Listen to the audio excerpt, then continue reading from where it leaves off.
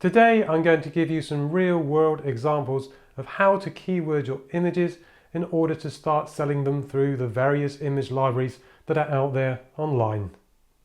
My name is Julian Elliott. I'm a professional landscape and travel photographer. If you want to keep up with what I do in each of my vlogs, make sure you click on subscribe down there in the bottom right hand corner and click on the bell up there in the top right hand corner for any new notifications for when I upload new vlogs to my channel. Without keywords and, to some degree, the titles and descriptions, potential clients will never be able to find our images within the various image libraries that are online, such as Getty Images, Shutterstock, Alamy, Robert Harding World Images, all these various image libraries that we put our images into.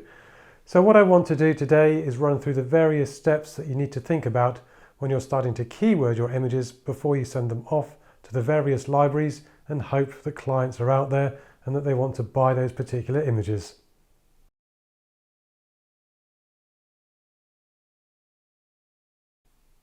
The first thing to do when you're preparing your keywords for your images is to start thinking like a potential buyer. How is it that you're going to search for those particular images when you're looking in the various image libraries? If you were to take a very simple example of the Eiffel Tower in Paris, there's your keywords right there. I'm looking for an image of the Eiffel Tower in Paris. Keywords are Eiffel Tower and Paris. So there's your starter for 10 as to your keywords.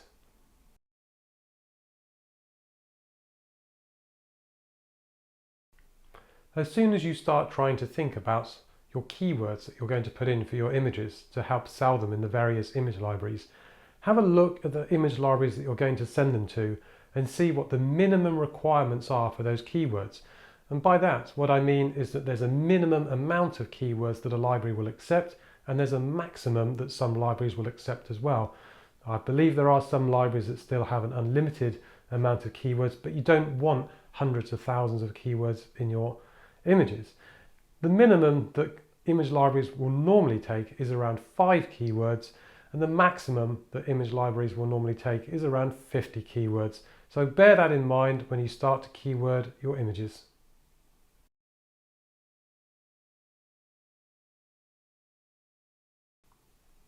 Although not strictly part of the keywording system, titles and description can and do play a part in helping our images be found within the various image library search engines.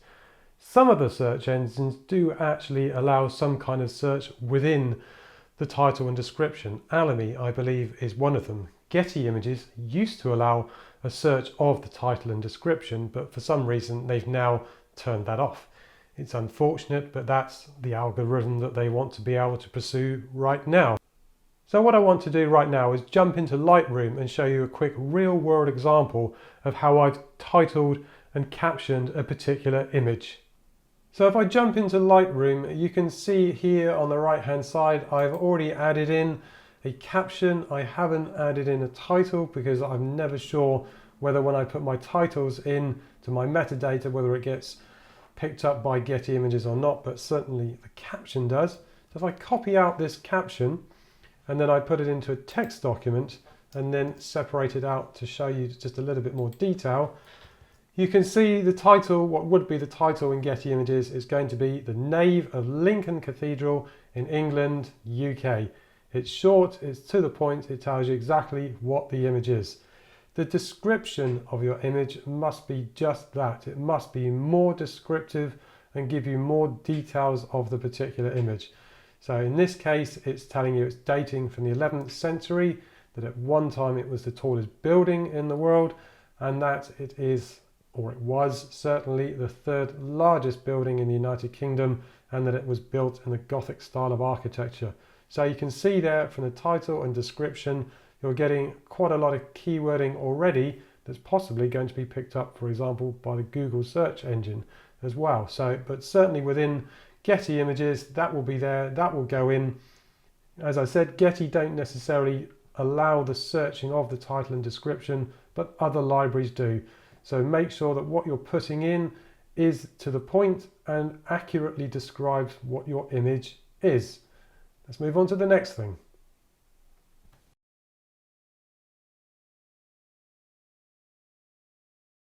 So let's look at three distinct areas as how we can keyword our particular image. So we've got a location keywords that we can put in, we've got description keywords that we can put in, and we've got conceptual keywords that we can put in. All of these will combine together to create a set of keywords that will help a client find your images. So what I'm going to do now is I'm going to jump over to my computer and I'm going to start showing you how each of these different areas work.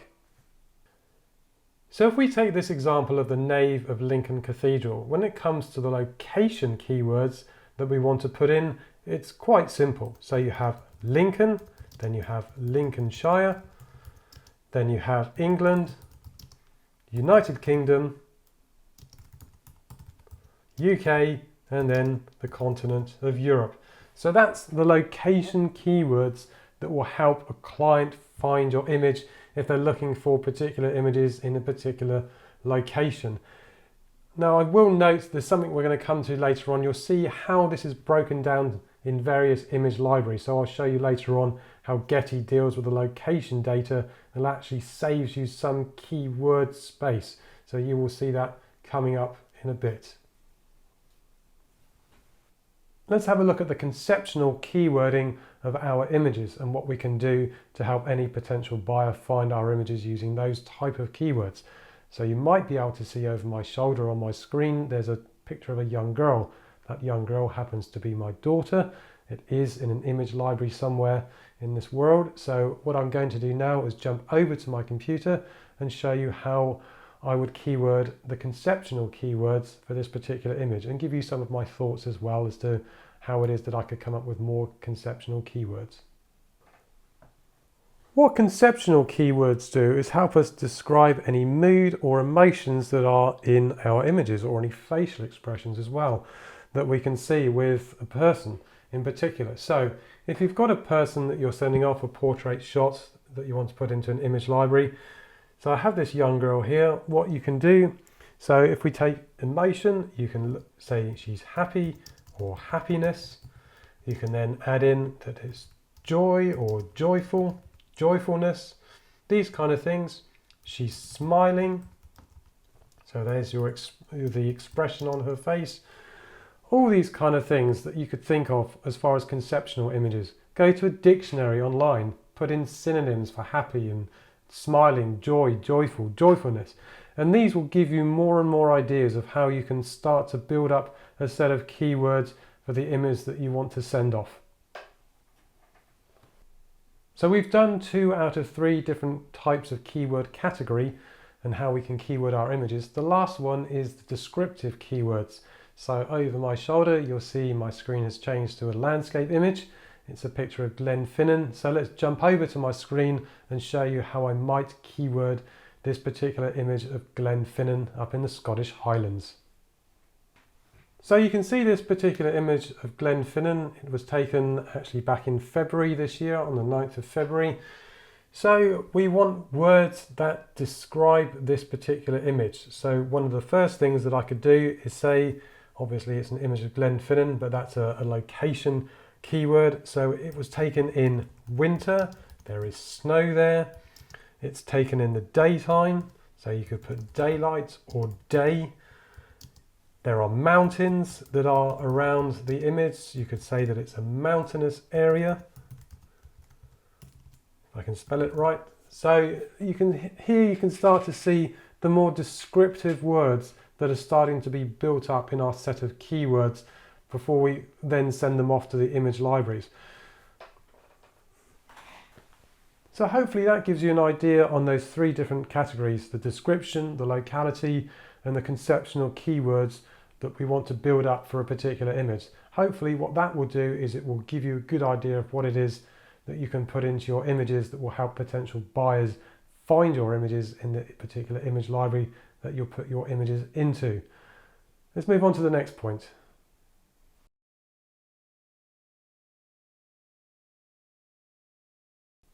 Aside from trying to think about the keywords ourselves, the descriptive keywords, the location keywords, and the conceptual keywords, there's other ways and means of which we can get ideas to be able to generate those keywords. So I'll just run you through a couple of different ways that I use at times to be able to think of different keywords.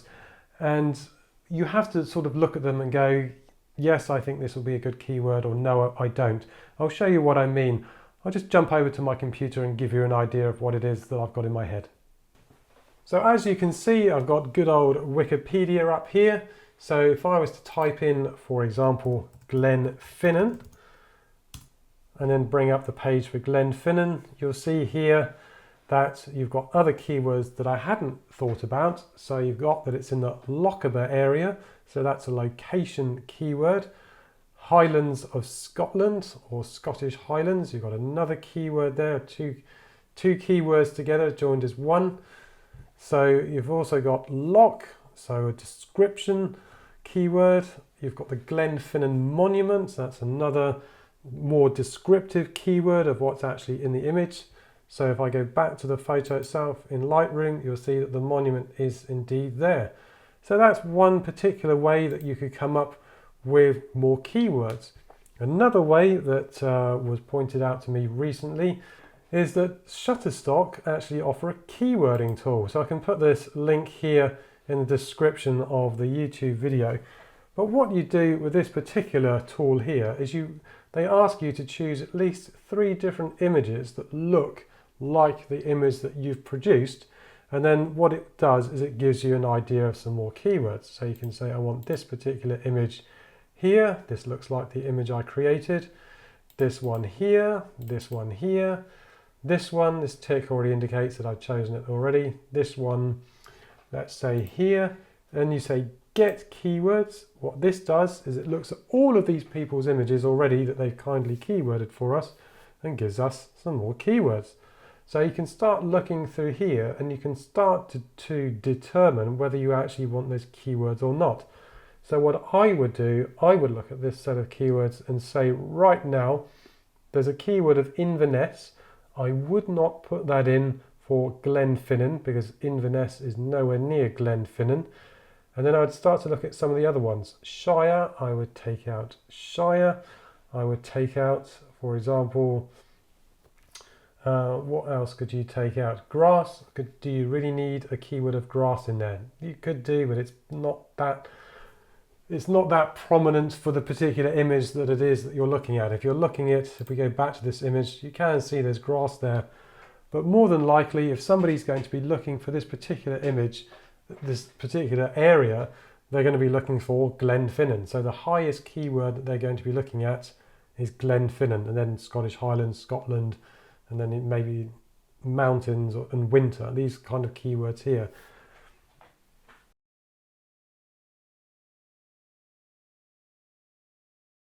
The next thing is actually putting our keywords into Lightroom. Now I know people use Lightroom as well as things like Adobe Bridge.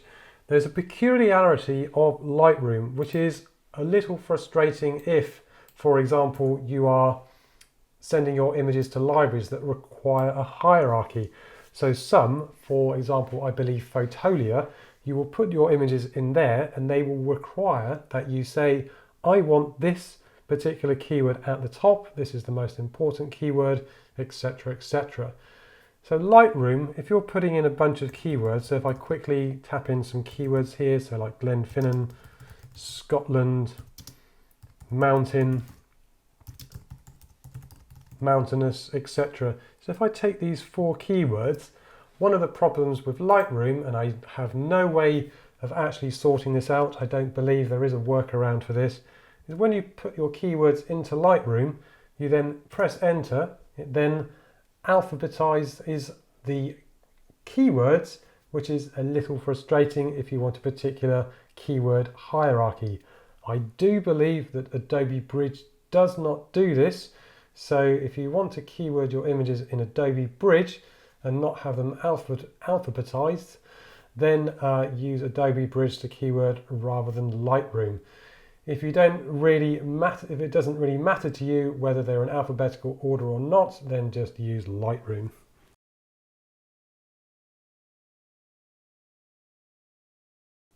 So let's have a look at how some of the different libraries sort out their keywording and how they are arranged. So I'm going to pick 2 different libraries to show you this. So for example, here, this is the Getty Images system, and then next to it I have the Alamy Image Manager.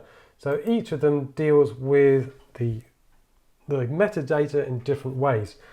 So you may recall in the beginning I said to you I put in just my title and description in just the caption box in Lightroom.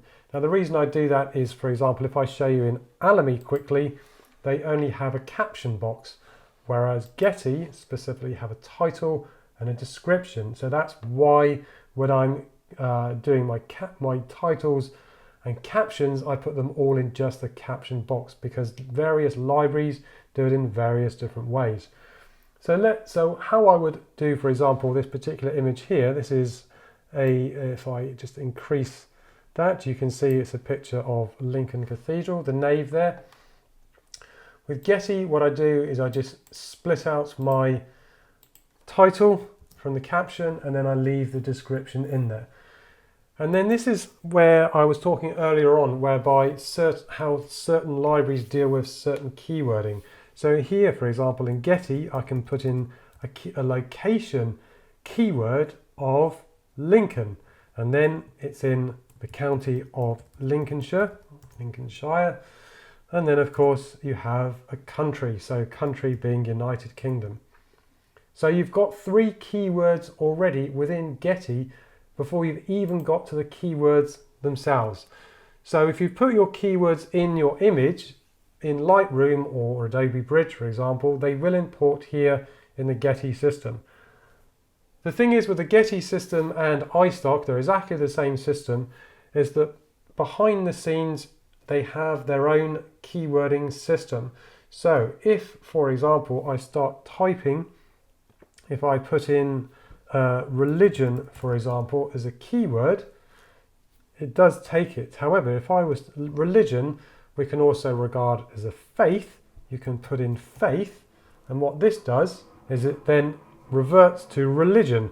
So you can see, although you might think of religion being a faith, 2 different keywords, Getty, iStock Photo, they believe that it's just one word. However, if you are on this particular system, if you just press your comma, you will see a red outline going around the box. And what this does is it indicates to you that it's a non-regular keyword within the Getty system, the Getty iStock system. However, it's accepted and it will be searched upon if somebody does use that particular keyword. In Alamy, for example, it is a bit freer and you can pretty much put in what you want as long as it's spelt right. Even if it's spelt wrong, it will still take the keyword. However, I obviously urge you to check your spelling before you put your keywords in. Alamy deals with things in a different way. So hold on, I'm just going to jump back into Getty. So there's no hierarchy within the Getty system, not that I know of. I've been with Getty nearly 8 years now. As far as I know, there is no hierarchy when you're putting in these keywords here. In Alamy, for example, and Fotolia, there is a hierarchy. Alamy allow you to put in a minimum of 5 keywords and a maximum of 50. And in Alamy, they have what is known as 10 super tags. And what that is it's saying to you, these are the most important keywords for your image. So you'll see here, I haven't put in many images at all. This was a news image. And this particular image only has 11 keywords right now. One of them isn't a super tag. So you can see here, all of them are pretty much super tags. I could put in more and then they will just become normal tags. So that gives you an idea in 2 distinct different libraries as to how they're handling the metadata. So on the one hand, you've got Alamy saying we want 10 super tags or up to 10 super tags, the most important keywords that you believe will sell that particular image. Then on the other hand, you've got Getty Images that are saying to us we want, like Alamy, a minimum of 5 keywords, but we're not asking you to put them into any hierarchy, or as far as I know, we're not asked to put them into any hierarchy at all. So you've got different libraries and different ways of working. It's the same with Fotolia. Fotolia, I believe, they say we want a hierarchy to help customers find your images more easily. As far as I remember, the last time I keyworded for Shutterstock, There was no hierarchy as far as I remember. Different libraries work in different ways. You're going to have to get used to all of those different ways if you want to submit, for example, to Microstock and put your images in all the different Microstock libraries. They will require different ways of working. If you go back to the caption data, you've got Alamy that just has one box that's taking an image title and a description, but Getty Images, for example, they're asking us to split out that title and description data. So different libraries, different ways of working. Hopefully you've got something out of this particular vlog and you've seen how it is that you can keyword your images and get better data to put into your keywording data and help clients find your images a lot more easily. Until the next time, thanks very much for subscribing. Thanks very much to my old subscribers and all the new ones that come on board from this particular vlog. Until the next vlog, see you next time and take care.